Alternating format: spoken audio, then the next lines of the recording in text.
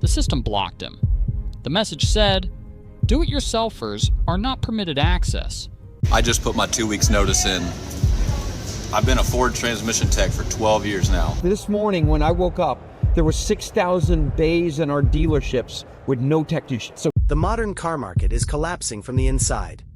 Manufacturers are locking you out of your own vehicle while mechanics flee a multi-billion-dollar repair scam. In 1994, if the brake pads wore out on your Ford F-150, you walked into the auto parts store, spent $30 on a set of pads, and changed them in your driveway with a socket wrench on a Saturday afternoon. Your father did it.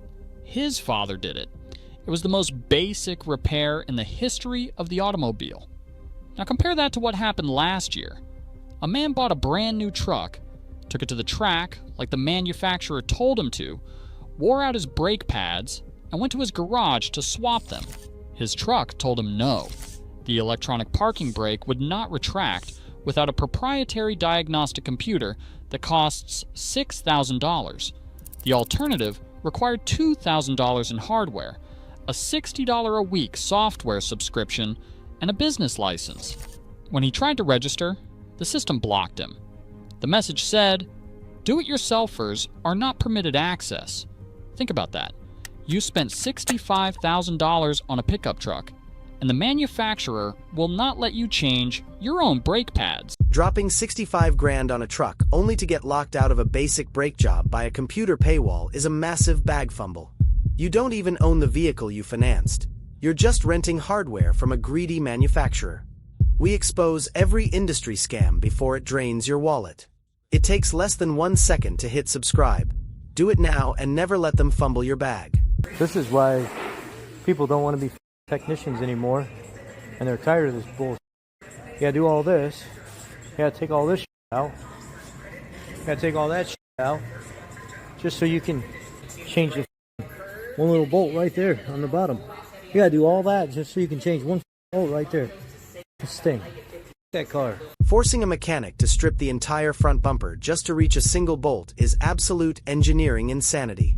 Modern cars are intentionally designed to maximize labor costs and ruin every backyard mechanic's day. Man, they're making these newer vehicles so hard to work on. Everything needs expensive scan tools. They just don't want you to fix them yourself. On these newer Chevys, just a whole lot of money. Nothing but plastic heater hoses, electronic brakes. I mean, it's just money to be made here. So we're working on this 2021 Chevy Suburban. I mean, this thing's a beast. I once had a customer tell me he went ahead and replaced his front brakes on his Chevy Suburban, newer body style. Once he got finished with the brakes, he thought it was as simple as pumping up the pedal and getting on the road.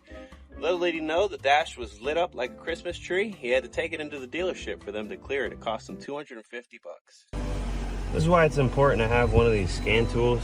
You can reset all the lights, and it even gives you the vehicle manufacturer procedure for resetting the brake system. Changing your own brakes used to cost $30, but now it lights up your dashboard like a Christmas tree. Paying a dealer $250 just to clear a computer code is an absolute extortion scheme. What amount of money would you have to be given to quit being a mechanic? You can't work on things for the rest of your life. $20. Shane, yeah. What amount of money would you have to be given to quit being a mechanic? Can't work on things for the rest of your life. I like what I do. I'd say like at least 200K. 200K?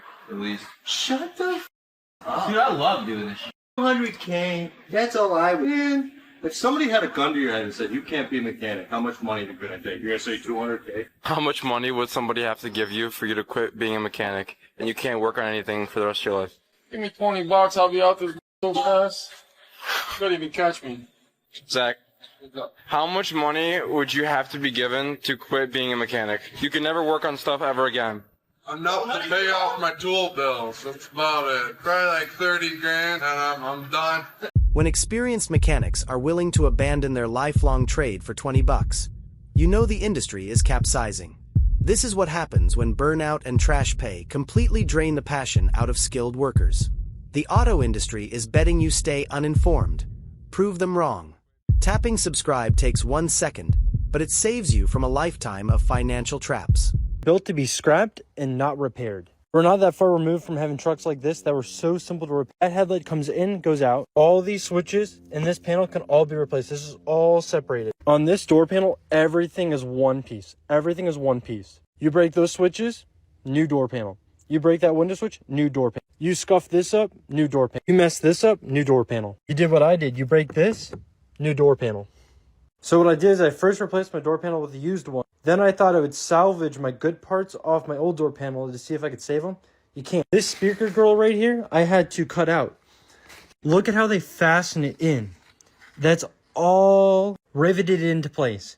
You have to cut out the rivets to replace the speaker grill.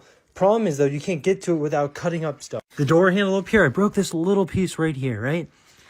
You can't get this out without undoing all those rivets. So I thought I'd buy a used one, then take all my good parts, put it on the used one, and it turns out you can't do that. So I went ahead, should have just ordered a new door panel from the beginning. Riveting a 50-cent plastic switch so you have to buy a $1,000 door panel is corporate planned obsolescence at its finest.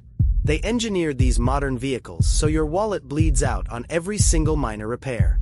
This morning when I woke up, there were 6,000 bays in our dealerships with no technician. So can't get my car fixed? Nope. 2 weeks.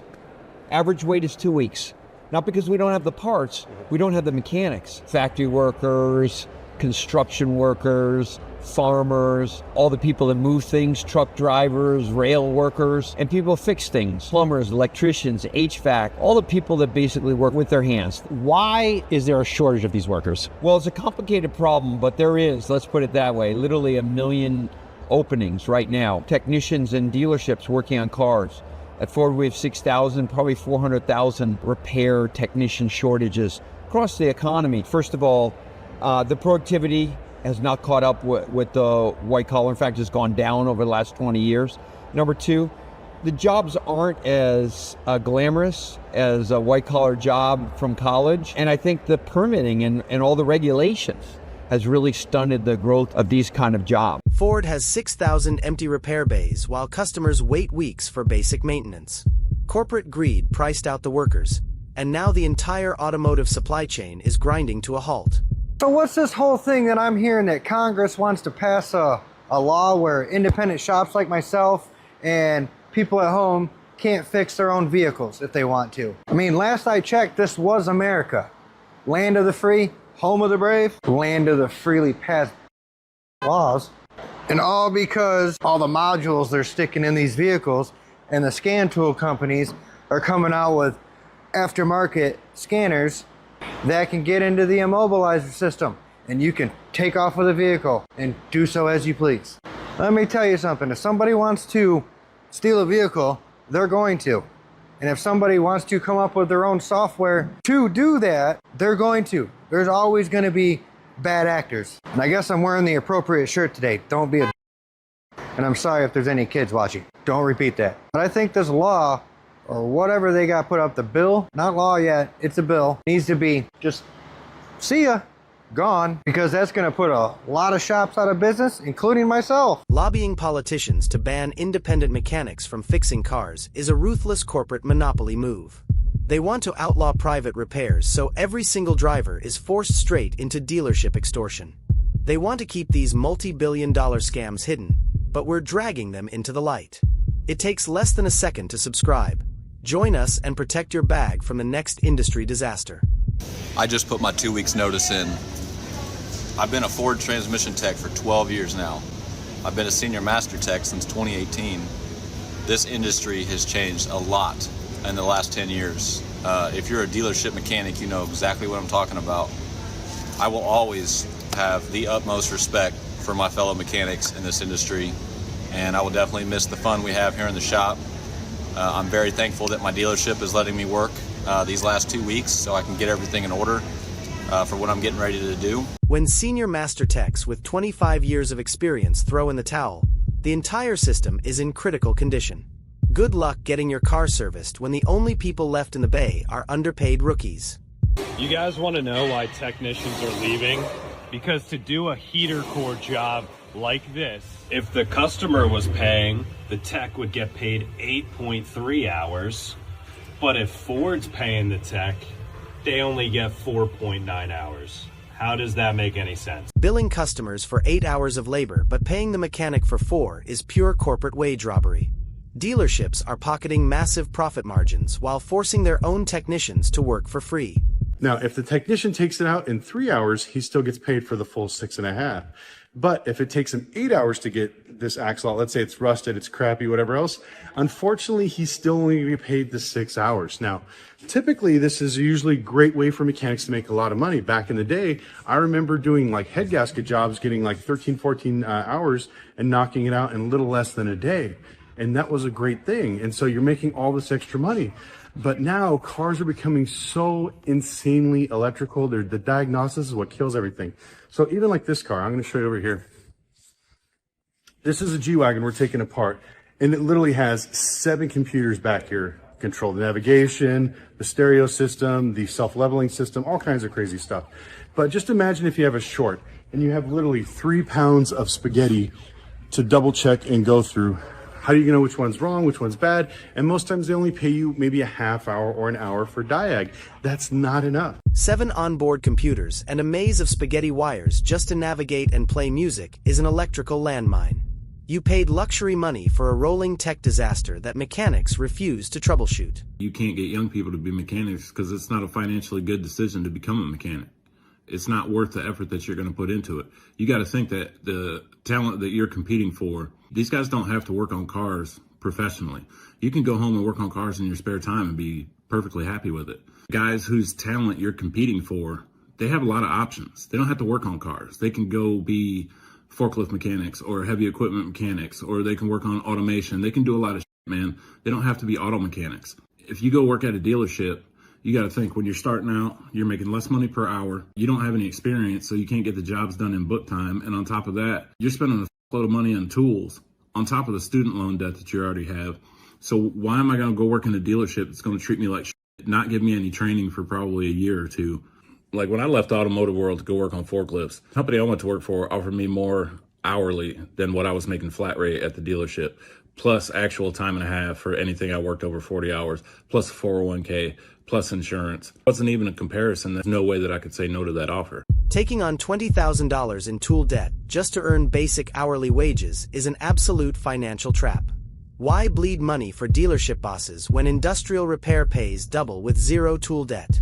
Quite common to hear mechanics tell you that if you become a mechanic, you will not want to work on cars anymore, like work on your own cars, and that's completely true. It takes all the enjoyment out of working, maybe not all, but a lot of it. The one thing they don't tell you is that you will not be able to get in a car and not worry or listen for problems at all times. Like, to fully enjoy a car at this point is very difficult because you're always worried about the mechanical health of it. You're listening for things. You're like turned on anytime. Pause. You get turned into a diagnostic tech every time you sit in a vehicle. Like, it could be brand new off the lot. You're still going to be listening to stuff. It sucks. When every minor engine rattle turns your daily drive into a panic attack over repair bills, the joy of car ownership is dead. Financing a complex mechanical nightmare just turned your daily commute into an endless financial headache. The whole industry is engineered to empty your pockets. Don't let them fumble your bag. Hitting subscribe takes less than a second, but it keeps you one step ahead of the next financial trap. Do it right now.